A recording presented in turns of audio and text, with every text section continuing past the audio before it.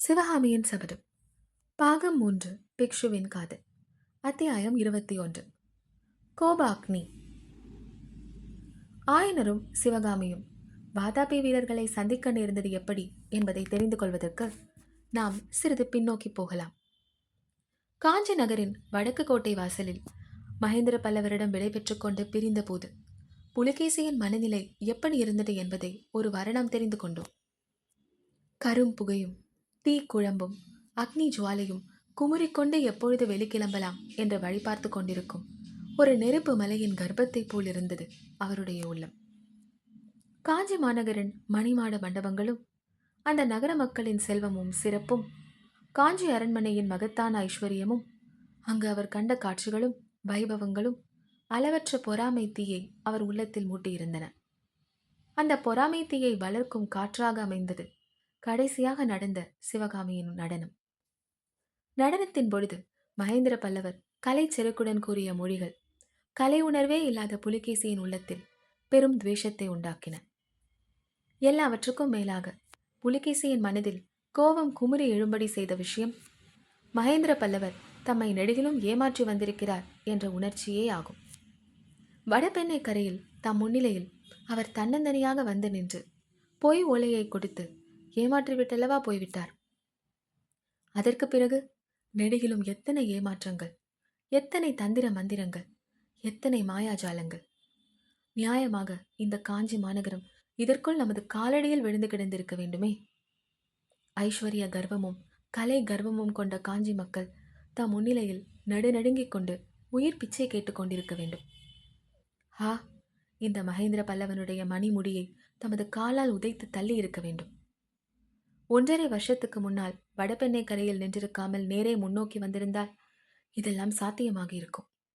இப்போது காஞ்சியிலும் உறையூரிலும் மதுரையிலும் கூட வராக கொடி பறந்து கொண்டிருக்கும். இதெல்லாம் நடக்காமல் போய்விட்டதன் காரணம் என்ன? எல்லாமே மகேந்திர பல்லவனுடைய மாயதந்திரங்கள் தான். வன விலங்குகளை எல்லாம் கதிகலங்க செய்யக்கூடிய வீர புலியை கேவலம் ஒரு நரி, வலையில் பதுங்கி வாழும் நரி தந்திரத்தினால் வென்றுவிட்டதே. இதை நினைக்க நினைக்க வாதாபி சக்கரவர்த்திக்கு கோபம் மேலும் மேலும் பொங்கிக் கொண்டு வந்தது.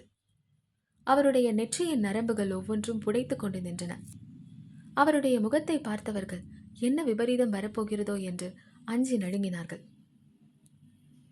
காஞ்சி நகரிலிருந்து வெளியேறியது முதல் அந்த நகருக்கு வடக்கே ஒரு காத தூரத்தில் சலக்கர் பெரும் சைனியம் தங்கியிருந்த இடத்துக்கு போய் சேரும் வரையில் வாதாபி சக்கரவர்த்தி வாய் திறந்து பேசவில்லை. இந்த விபரீத அமைதியே அவரோடு சென்றவர்களுக்கெல்லாம் பீதியை ஊட்டியது. சக்கரவர்த்தி கூடாரத்தை அடைந்ததும் எரிமலை அதன் நெருப்பை கக்க ஆரம்பித்தது. வாதாபியின் படைத்தலைவர்களும் பண்டகசாலை தலைவர்களும் ஒற்றர் படை தலைவர்களும் புலிகேசியின் கோப அக்னியில் எரிந்து பொசுங்கினார்கள். தளபதிகள் முதலியோர் மந்திராலோசனைக்காக வந்து கூடியதும், உங்களில் பாதி பேரை யானையின் காலால் இடற செய்யப் போகிறேன், மிச்ச பாதி பேரை கழுவிலே ஏற்றப் போகிறேன் என்றுதான் புலிகேசி ஆரம்பித்தார். அதை கேட்டு மௌனமாக இருந்த சபையினரை பார்த்து, ஏன் சும்மா இருக்கிறீர்கள், எல்லோருக்கும் வாய் அடைத்து போய்விட்டதா என்று கர்ஜித்தார். பின்னர் சரமாரியாக அவர் வசை பானங்களை பொழிந்தார். தென்னாட்டு படையெடுப்பில் நாளது வரையில் ஏற்பட்டிருந்த முட்டுக்கட்டைகள், தோல்விகள், ஏமாற்றங்கள் எல்லாவற்றுக்கும் அவர்கள்தான் காரணம் என்று குற்றம் சாட்டினார். வீரம் மிகுந்த படைத்தலைவர்களே, புத்தியில் சிறந்த ஒற்றர்களே, கேளுங்கள். இந்த காஞ்சி நகரின் கோட்டை வாசல்களுக்கு ஒரு சமயம் வெறும் ஒற்றை மரக் கதவு போட்டிருந்தது. அப்போது நாம் வந்திருந்தால் நம்முடைய யானைகளில் ஒவ்வொன்றும் ஒவ்வொரு கோட்டை வாசலை திறந்து விட்டிருக்கும். இந்த கோட்டை மதிலை காக்க அப்போது 10,000 வீரர்கள் கூட இல்லை. நமது வீரர்கள் ஒரே நாளில் அகழியை கடந்து மதிலை தாண்டி உள்ளே புகுந்திருக்கலாம். இந்த மகேந்திர பல்லவன் ஓடி வந்து என் காலில் விழுந்திருக்காவிட்டால் காஞ்சியை லங்காதகனம் செய்திருப்பேன். அப்படிப்பட்ட காஞ்சி நகரில் என்னை அந்த பல்லவன் இல்லாத அவமதிப்புகளுக்கெல்லாம் உள்ளாக்கினான். ஒரு கல் தச்சனுக்கும் ஒரு கூத்தாடி பெண்ணுக்கும் முன்னால் என்னை அவமானப்படுத்தினான். எனக்கு கலை தெரியாதா, ரசிகத்தன்மை இல்லையா, என்ன கர்வம், என்ன அகம்பாவம் என்று கூறி பற்களை நர நரவென்று கடித்து தரையில் காலால் உதைத்தார் புலிகேசி மகாராஜா. பிறகு மகேந்திர பல்லவன் இந்த காஞ்சி கோட்டையை பழுது பார்த்து செப்பனிட்டு கொண்டிருந்த போது நீங்கள் வடபெண்ணை கரையில் சாவகாசமாக தூங்கிக் கொண்டிருந்தீர்கள் என்று கூறி பயங்கர துணியுடன் சிரித்தார். அப்போது வாதாபி ஒற்றற்படை தலைவன் சிறிது தைரியம் கொண்டு, பிரபு, எல்லாமே நாகநந்தியின் ஓலையால் வந்த வினை, அப்போதே நான் ஆட்சேபித்தேன் என்றான். புலிகேசி கண்ணில் தீப்பொறி பறக்க அவனை பார்த்து சொன்னார், மூடா, உன்னுடைய முட்டாள்தனத்திற்கு நாகநந்தி மேல் பழி போட பார்க்கிறாயா? நாகநந்தி ஒரு நாளும் தப்பான யோசனை கூறியிருக்க மாட்டார். நமக்கு வந்த ஓலை நாகநந்தியின் ஓலையே அல்ல. நாகநந்தியின் ஓலையை இந்த திருடன் மகேந்திரன் நடுவழியில் திருடிவிட்டார். அது மட்டுமா, வேறு பொய்யோலை எழுதி இவனே மாறுவேடத்தில் என்னிடம் அதை கொண்டு வந்து கொடுத்தானே. நமது புத்திசாலிகளான ஒற்றர்களால் இதையெல்லாம் கண்டுபிடிக்க முடியவில்லை. ஆஹா, நாகநந்தி மட்டும் அச்சமயம் நம்மோடு இருந்திருந்தால் இப்படியெல்லாம் நடந்திருக்குமா? இந்த பல்லவ நரியின் தந்திரம் அவரிடம் பலித்திருக்குமா? நீங்கள் இவ்வளோ பேர் இருந்து என்ன பயன்? புத்த பிக்ஷு ஒருவர் இல்லாததால் தான் நமது பிரயத்தனம் எல்லாம் நாசமாகிவிட்டது. நாகநந்தியை பற்றி பேச ஆரம்பித்த உடனே சக்கரவர்த்தியின் உள்ளம் கனிவடைந்து பேச்சும் கொஞ்சம் நயமாக வந்தது. இதுதான் சமயம் என்ற வாதாபி சேனாதிபதி, பிரபு, போனது போயிற்று. இப்போது நமது சைனியத்தை வாதாபிக்கு பத்திரமாக கொண்டு வந்து சேர்ப்பதை பற்றி யோசிக்க வேண்டும்.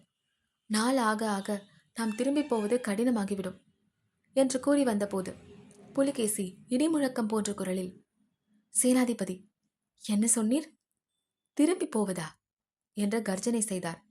மறுபடியும், தளபதிகளே கேளுங்கள். நாகநந்தியடிகள் இந்த காஞ்சி கோட்டைக்குள் பல்லவனுடைய சிறைக்கூடத்தில் அடைப்பட்டு கிடக்கிறார். இளம் பிள்ளை பிராயத்தில் பெற்ற தாயைப்போல் என்னை எடுத்து வளர்த்து காப்பாற்றியவர். என் உயிரை காப்பதற்காக தம்முயிரை பல தடவை பலி கொடுக்க துணிந்தவர். வாதாபி சிம்மாசனத்தில் என்னை ஏற்றி வைத்தவர். உத்தராபதத்தின் மகா சக்கரவர்த்தி ஹர்ஷவர்தனரை என்னிடம் சமாதானம் கோரி தூதனுப்ப செய்தவர். அத்தகைய மகா புத்திமான் இந்த பல்லவ நரியின் வலையில் அடைப்பட்டு கிடக்கிறார். அவரை அப்படியே விட்டுவிட்டு நாம் ஊருக்கு திரும்பி போக வேண்டும் என்று சொல்கிறீர்களா?